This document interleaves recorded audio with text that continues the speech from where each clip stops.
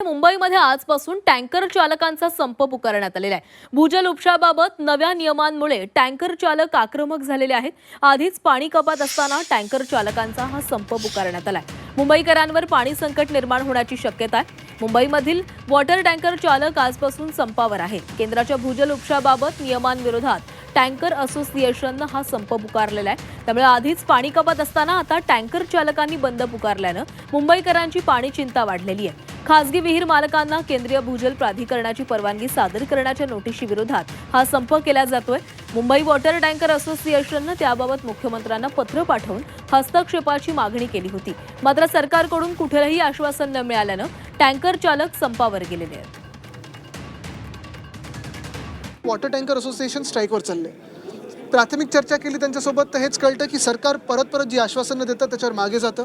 केंद्र सरकारकडून जे काही एक परिपत्रक आलेलं आहे ते मुंबईला लागू होऊच शकत नाही आणि ते लागू करण्याचा प्रयत्न करत आहेत, ते प्रॅक्टिकल नाही आणि मुळात हे 2022 पासून हा प्रश्न असाच प्रलंबित आहे। मागच्या वर्षी देखील भाजपाने आश्वासन दिलं, मुंबई महानगरपालिकेच्या आयुक्तांनी आश्वासन दिलं, पण यावर्षी पुन्हा एकदा त्यांच्यावर कारवाई सुरू झालेली आहे। आणि मुख्य गोष्ट हीच आहे की प्रत्येक वर्षी हे होत असताना कुठेतरी हे जे काही आपण पाहतो हा त्रास जो आहे मुंबईकरांना तो थांबणार आहे की नाही।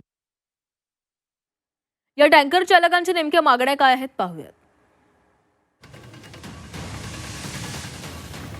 सीजीडब्ल्यूएच्या नियमांविरोधामध्ये आणि विविध मागण्यांसाठी हा संप पुकारण्यात आलाय। अंदाजे 2000 खासगी पाणी टँकरची सेवा बंद असेल। मुंबईमध्ये दररोज लाखो लिटर पाण्याचा टँकरद्वारे पुरवठा केला जातो।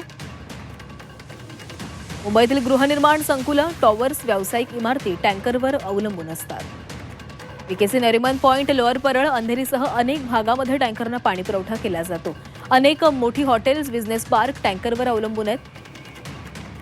कार्यालयीन कामकाज, हॉटेल्स, हजारो कुटुंबावर परिणाम होणार आहे। मुंबईत आधीच पाणी कपात असल्यानं मुंबईकरांचं टेन्शन वाढलेलं आहे।